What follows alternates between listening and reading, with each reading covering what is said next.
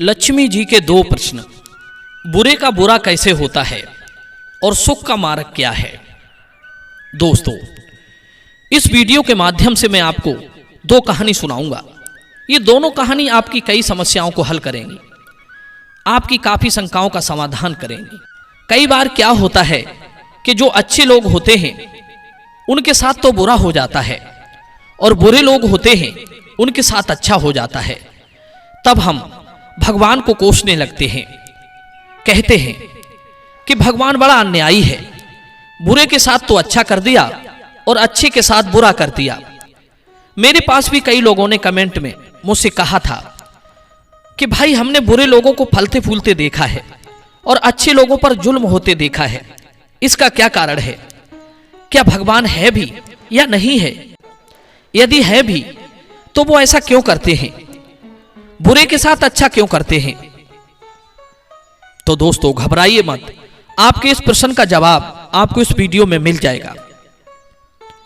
एक बार माता लक्ष्मी ने भगवान नारायण से ये प्रश्न किए थे, हे परमेश्वर, मेरे मन में दो प्रश्न चल रहे हैं कि बुरे का बुरा कैसे होता है और अच्छे का अच्छा कैसे होता है। सुखी रहने के लिए कौन सा मार्ग चुने? लोग तो कहते हैं कि आप बुरे का हमेशा बुरा करते हैं और अच्छे की सहायता करते हैं, फिर ये उल्टा क्यों हो जाता है?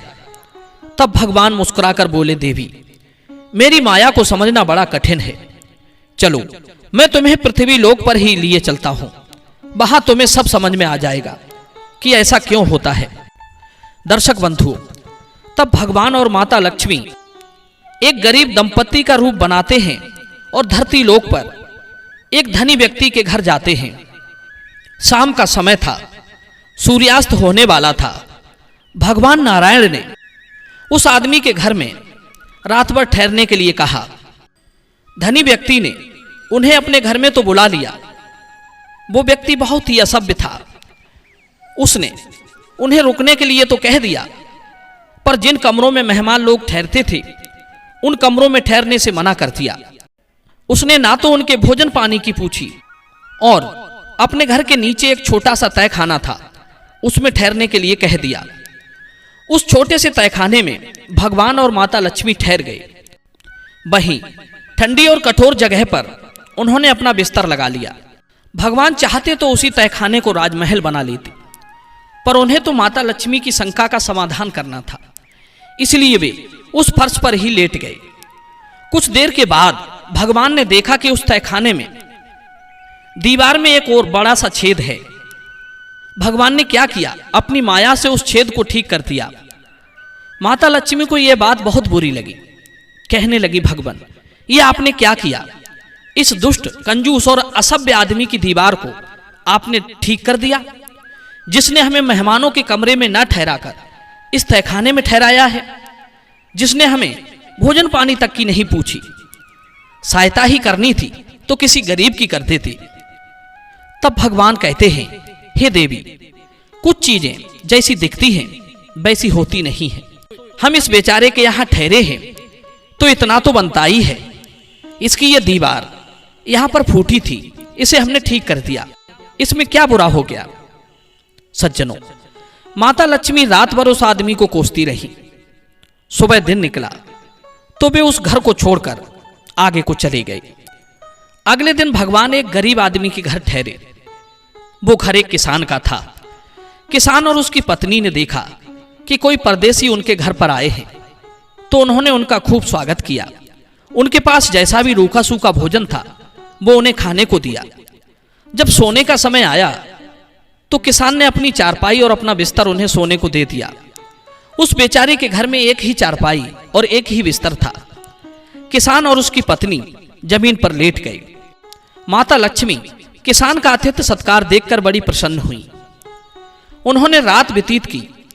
सुबह उठने पर उन्हें पता चला कि किसान और उसकी पत्नी बैठे रो रहे थे, उनकी गैया मर गई थी। यह देखकर माता लक्ष्मी को बड़ा दुख होता है कि इतने अच्छे लोग हैं, ये बेचारे इस गाय के दूध से ही अपना गुजारा कर रहे थे, वो भी अब मर गई। अब तो माता लक्ष्मी भगवान पर बहुत नाराज हुई। कहने लगी, आपने ये क्या कर दिया? इस गरीब किसान की गैया मार दी, इसने हमें रहने का आश्रय दिया, और स्वयं बेचारे जमीन पर सोए, हमें चारपाई पर सुलाया, खाने को भोजन दिया। और उस धनी आदमी ने हमारे साथ भिखारियों जैसा सलूक किया, उसकी तो आप फूटी हुई दीवार की भी मरम्मत कराए। ये कहां का न्याय है? तब भगवान कहते हैं, लक्ष्मी जी, नाराज होने की कोई बात नहीं है। मैंने वही किया है जो उचित है और न्याय संगत है। जब हम उस सेठ के घर तहखाने में ठहरे थे तो उसका यह व्यवहार मुझे भी पसंद नहीं आया, इसलिए मैंने उसकी दीवार का छेद बंद कर दिया, क्योंकि उस छेद के उस पार बहुत खजाना रखा हुआ था और वो सेठ पहले से ही बड़ा लोभी और कंजूस था। अगर मैं उस छेद को बंद नहीं करता तो उस खजाने पर किसी दिन उसकी नजर पड़ जाती और वो और भी ज्यादा माला माल हो जाता। रही किसान की गैया मरने की बात, तो इसकी गैया मेरी इच्छा से ही मरी है। दरअसल आज की रात किसान की स्त्री मरने वाली थी। देवदूत उसे लेने के लिए आए थे। मैंने किसान और उसकी स्त्री का आचरण देखकर देवदूतों से किसान की पत्नी के बदले में गैया ले जाने के लिए कह दिया, क्योंकि मुझे उस गैया का भी उद्धार करना था। हमने शाम उस गाय का दूध पिया था, इसलिए उसका उद्धार हो गया। वो पशु योनि को त्याग कर बैकुंठ में देवी बनकर हमारे साथ रहेगी। उस तहखाने के पीछे जो स्वर्ण भंडार है, आने वाले समय में वो खजाना इस किसान को मिल जाएगा जब ये उसके घर में मजदूरी करने जाएगा। भगवान की बात लक्ष्मी जी को अच्छी तरह समझ में आ चुकी थी कि परमेश्वर सबके साथ न्याय ही करते हैं। कुछ काम जैसे दिखते हैं वैसे होते नहीं हैं। वे दिखते जरूर विपरीत हैं, पर उनका परिणाम कुछ अलग ही आता है। अब बारी थी माता लक्ष्मी के दूसरे प्रश्न की कि सुख का मार्ग कौन सा है। भगवान माता लक्ष्मी को समझाते हैं, हे देवी, पृथ्वी लोक पर जंगल में एक बिना पैरों की लोमड़ी रहती थी। पैर ना होने की वजह से वो इधर उधर चल फिरकर अपना भोजन भी नहीं जुटा पाती थी। वो पूरे दिन एक झाड़ी में बैठी रहती थी। अब सवाल यह है कि जब वो भोजन नहीं जुटा सकती तो बिना भोजन के वो जीवित कैसे रहती थी? तो इसके लिए भी मैंने उसकी व्यवस्था कर दी थी। एक शेर रोजाना शिकार मारकर लाता था और उसके खाने से जो बच जाता था वो उस झाड़ी के पास डाल जाता था। उसको खाकर ही वो लोमड़ी जीवित रहती थी। अब मैं उन मूर्ख मनुष्यों की मूर्खता को समझाता हूं जो अपने ही कर्मों के कारण दुखी रहते हैं। एक दिन उस जंगल में एक लकड़हारा लकड़ी काटने के लिए आया। उसने जब उस बिना हाथ पैर की लोमड़ी को देखा तो सोचने लगा कि ये लोमड़ी चल फिरकर अपना शिकार करने में असमर्थ है, तो फिर इसे भोजन कहां से मिलता है? ये कैसे जीवित रहती है? वो एक पेड़ पर चढ़कर इस रहस्य को जानने के लिए बैठ गया। थोड़ी देर में एक शेर मिरग का शिकार करके लाया और उसी झाड़ी के पास बैठकर खाने लगा। खाते खाते जब उसका पेट भर गया तो वो उसे वहीं छोड़कर चला गया। शेर के जाने के बाद बचे हुए मांस को लोमड़ी ने खा लिया। लकड़हारा कहने लगा, धन्य हो प्रभु, जब आप इतना ध्यान रखते हो लोमड़ी का तो मेरा भी क्यों नहीं रखते? मैं भी अब लकड़ी काटने क्यों आऊंगा? आप मेरे भोजन का प्रबंध घर पर ही कर दिया करेंगे। मैं भी अब घर में आराम से पड़ा रहूंगा, भोजन तो आप भेज ही देंगे। इतना कहकर वो आदमी आराम से घर में जाकर बैठ गया।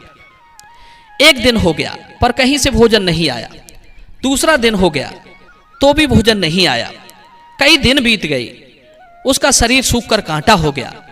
उसकी प्राण शक्ति क्षीण होने लगी, पर भोजन कहीं से नहीं आया। एक दिन एक आकाशवाणी होती है, हे मूर्ख मनुष्य, मैंने तुझे हाथ पैर, बुद्धि, विवेक सब कुछ दिया है, फिर क्यों भूखा मरता है? अपने भोजन को कमाने क्यों नहीं जाता? लकड़हारा कहने लगा, जब लोमड़ी को घर बैठे भोजन आ सकता है तो मुझे क्यों नहीं? तब आवाज आती है, रे मूर्ख मनुष्य, तूने लोमड़ी को देखा पर शेर को नहीं देखा, जो कितनी मेहनत करके भोजन जुटाकर लाया था। तू भी उस शेर की तरह मेहनत करके अपना भोजन कमा सकता है। दोस्तों, यही कमी है विवेकहीन मनुष्यों में, जो वे उस लकड़हारे की तरह नकारात्मक सोचते हैं और दुखी रहते हैं। अकर्मण्यता किसी समस्या का समाधान नहीं है। उससे मनुष्य के जीवन में सिर्फ गरीबी, लाचारी और भूखमरी ही आती है। दोस्तों, एक कहावत है, बलवान के लिए कोई काम कठिन नहीं होता, मेहनती के लिए कोई स्थान कोई लक्ष्य दूर नहीं होता, विद्वान के लिए कोई जगह परदेश नहीं होती, मीठा बोलने वाले के लिए कोई पराया नहीं होता। कहते हैं बेकार, आलसी और किस्मत के सहारे निर्भर आदमी के पास लक्ष्मी उसी तरह नहीं आती है जैसे जवानी के नशे में धुत सुंदर स्त्री बूढ़े आदमी को देखकर दूर भागती है।